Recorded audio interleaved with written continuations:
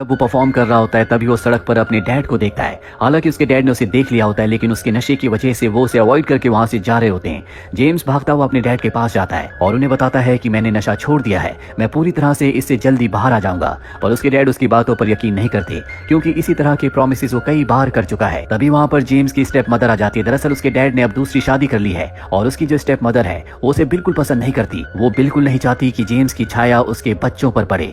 James चाहता है कि उसके डैड क्रिसमस के दिन उसे घर पर इनवाइट करें, और उसके डैड कहते हैं कि हम तुम्हें किसी और दिन बुलाएंगे। और जाने से पहले वो जेम्स को 20 पाउंड्स देते हैं। हालांकि जेम्स इन पैसों को नहीं लेना चाहता, लेकिन उसे पैसों की इस वक्त बहुत जरूरत है।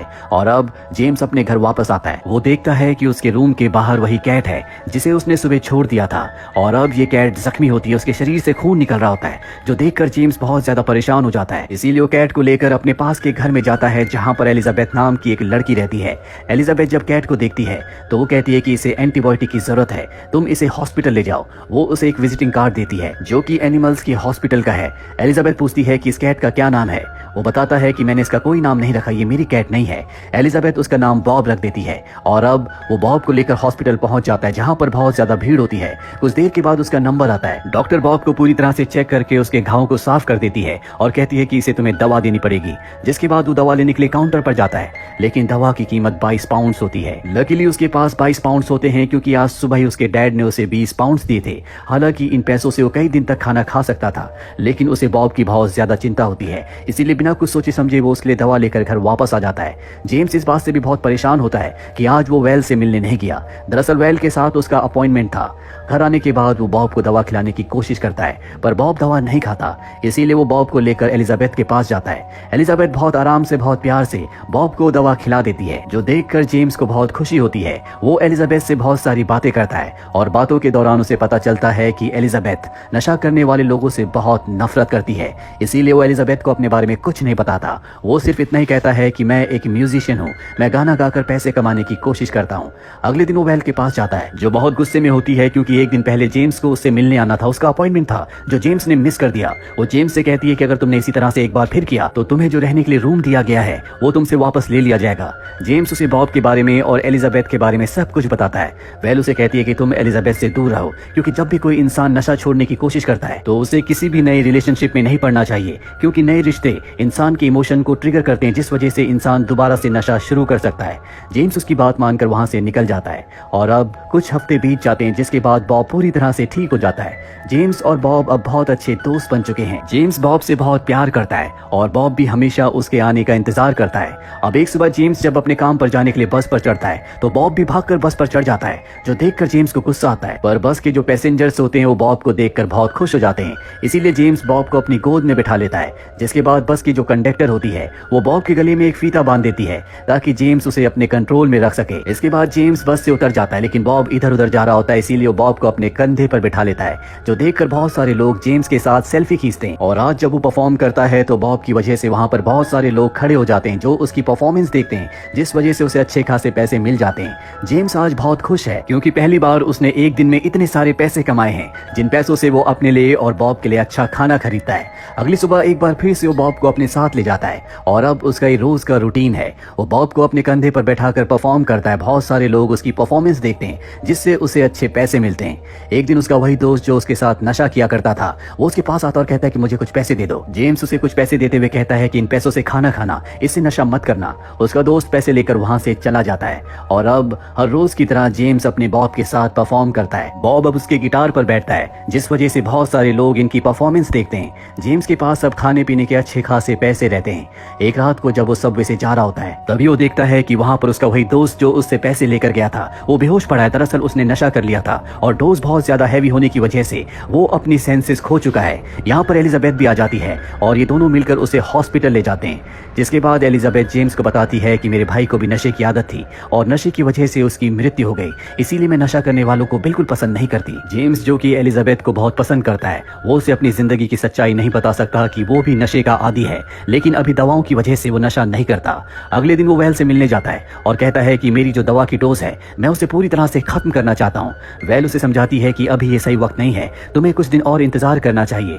दरअसल उसकी दवा की जो डोज होती है उसकी मात्रा अब पहले से बहुत कम हो चुकी है, पर जेम्स अब इसे पूरी तरह से खत्म करके एक नॉर्मल इंसान की तरह जीना चाहता है। और अब क्रिसमस का दिन आ जाता है। वो एलिजाबेथ के साथ अच्छा टाइम स्पेंड करता है। एलिजाबेथ उसे एक पेंटिंग गिफ्ट करती है और जेम्स उसे गाना गाकर सुनाता है। जिसके बाद वो बॉब को लेकर अपने डैड के घर जाता है, जहाँ पर उसकी स्टेप सिस्टर्स होती हैं जो जेम्स से बहुत बदतमीजी करती हैं। और यहाँ पर अब जेम्स के डैड भी उसे यहाँ से जाने के लिए कहते हैं। हालांकि उन्हें समझाने की कोशिश करता है कि वो नशे से अब पूरी तरह से दूर है, पर उसके डैड नहीं चाहते कि जेम्स उनके घर पर आए। तभी बॉब उसके कंधे से उतरकर घर पर भागने लगता है, जिससे वो बहुत सारी चीजें गिरा देता है। अब यहाँ पर जेम्स की स्टेप मदर भी आ जाती है, जो देखकर बहुत गुस्से में आ जाती है कि बॉब ने घर में चारों तरफ बहुत सारी चीजें गिरा दी है। इसीलिए जेम्स को यहाँ से जाने के लिए कहती है, जिसके बाद जेम्स यहाँ से चला जाता है। अगले दिन जब वो परफॉर्म कर रहा होता है तभी वहाँ पर एक शरारती बच्चा आता है जो जानबूझकर अपने डॉग से जेम्स के बैग के ऊपर पी करवाता है। वहाँ पर खड़े लोग उस बच्चे पर बहुत गुस्सा करते हैं, जिस वजह से वहाँ पर शोर शराबा हो जाता है। पुलिस आकर जेम्स को पकड़ कर ले जाती है, जिसके बाद वेल उसे छुड़वाने के लिए आती है।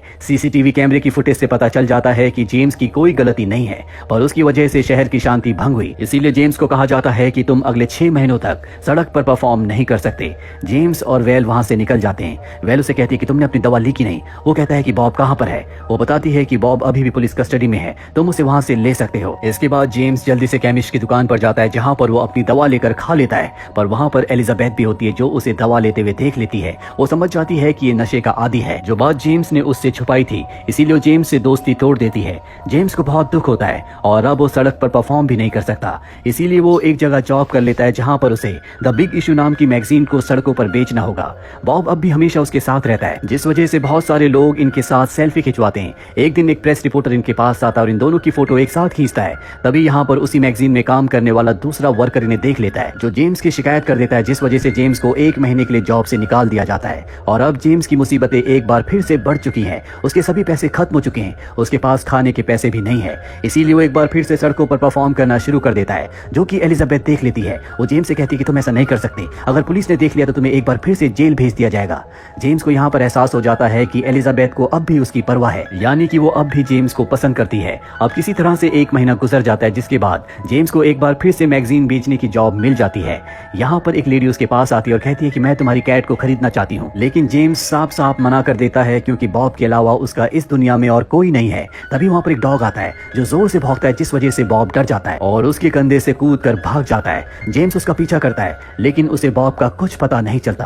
अगले 2 दिनों तक वो बॉब को ढूंढता रहता है, लेकिन बॉब उसे नहीं मिलता, जिस वजह से वो बहुत ज्यादा डिप्रेस हो जाता है। वो अपने मानसिक संतुलन को अपने कंट्रोल में नहीं रख पाता, इसलिए तय करता है कि वो नशा करेगा। वो एक बार फिर से उन लोगों के पास जाता है जो नशे की सामग्री बेचते हैं, पर इससे पहले कि वो नशा खरीदता, वो अपने मन पर कंट्रोल कर लेता है और उस जगह से चला जाता है। जेम्स जब अपने घर में वापस आता है तो देखता है कि बॉब किचन में उसका इंतजार कर रहा है। बॉब को वापस पाकर वो बहुत खुश हो जाता है। उसे लगता है कि उसकी जिंदगी में उसका सब कुछ उसे वापस मिल गया। अगले दिन वो वेल के पास जाता और कहता है कि मैं हमेशा के लिए इन दवाओं को छोड़ना चाहता हूँ, मैं एक नॉर्मल इंसान बनना चाहता हूँ। वेल उसे समझाती है कि ये इतना आसान नहीं है, तुम्हारा 1 हफ्ता बहुत मुश्किल रहेगा, तुम्हें बुखार आएगा, तुम्हारा शरीर कांपेगा, पर वो तय कर लेता है कि मैं किसी भी कीमत पर अब इन दवाओं के सहारे नहीं जीना चाहता। वेल उसे कहती है कि अकेले ये सब करना इतना आसान नहीं है। जेम्स कहता है कि मेरे साथ बॉब है। वेल उसकी बात मान जाती है, जिसके बाद जेम्स अपने घर आता है। वो एलिजाबेथ के डोर को नॉक करता और कहता है कि अगले कुछ दिनों तक मैं घर के अंदर ही रहूंगा, मेरा इलाज चल रहा है, जिससे वो समझ जाती है कि वो क्या करने वाला है, क्योंकि उसका भाई भी इन्हीं सब चीजों का आदी था।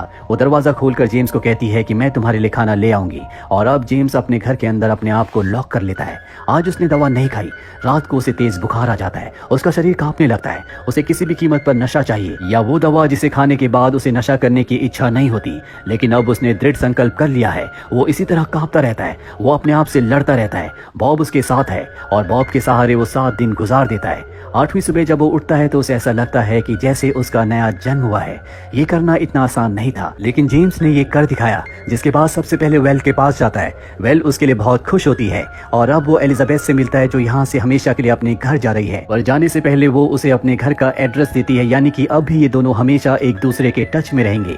इसके बाद जेम्स अपने डैड के पास जाता है और उन्हें बताता है कि अब वो नशे से पूरी तरह से बाहर निकल चुका है, जो जानकर उसके डैड बहुत खुश होते हैं और जेम्स को उसके बचपन का एक फोटो देते हैं। अब अब जेम्स के पास एक रिपोर्टर आती है और कहती है कि मैं चाहती हूँ कि तुम अपने बारे में और बॉब के बारे में एक बुक लिखो। दरअसल जेम्स इंटरनेट पर बहुत पॉपुलर हो चुका होता है क्योंकि वो अपने कंधे पर बॉब को रखकर हर जगह गाने गाता था। लोग उसके साथ सेल्फी खिंचवाते थे, इसीलिए बहुत सारे लोग उसे अब पहले से जानते हैं। रिपोर्टर के कहने पर जेम्स अपनी जिंदगी के ऊपर एक किताब लिखता है और जब वो किताब पब्लिश होती है तो वो बेस्ट सेलिंग बुक बन जाती है जिसे शहर का हर एक इंसान पढ़ना चाहता है। जिसके बाद जेम्स के लिए एक प्रेस कॉन्फ्रेंस रखी जाती है जिसमें वेल, एलिजाबेथ और जेम्स के डैड भी आते हैं। ये सब के सब जेम्स के लिए बहुत खुश हैं। जेम्स की जिंदगी अब पूरी तरह से बदल चुकी है। उसने अपने लिए एक घर खरीद लिया जिसमें वो बॉब के साथ रहता है। साथ ही अब वो सड़कों में गिटार नहीं बजाता, ना ही गाने गाता है। वो अब चैरिटी के लिए काम करता है, जहां पर वो जितने भी पैसे कमाता है वो अच्छे कामों के लिए डोनेट कर देता है। कहानी के अंत में हमें जेम्स की और बॉब की असली फोटो दिखाई जाती है जो आज भी एक दूसरे के साथ हैं। तो ये थी जेम्स बोवन की जिंदगी की सच्ची कहानी। जेम्स बोवन की जिंदगी उन लाखों नौजवानों के लिए एक एग्जाम्पल है जो नशा ना छोड़ने के बहाने बनाते हैं। जेम्स बोवन के पास कुछ नहीं था, न खाने के लिए खाना, न रहने के लिए घर, लेकिन फिर भी अपने दृढ़ संकल्प से न सिर्फ उसने नशा छोड़ा बल्कि वो जीवन में कामयाब